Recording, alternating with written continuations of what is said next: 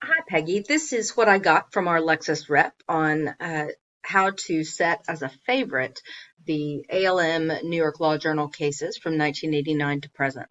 So when you first log into Lexis Advance, you want to click into that search bar and type the words ALM. And then when you put that there, you'll see under the sources, the second source is the database you're looking for. If you click on it, it actually takes you to an advanced search screen. At this search screen, you want to click the star at the top of the page. That adds it as a favorite.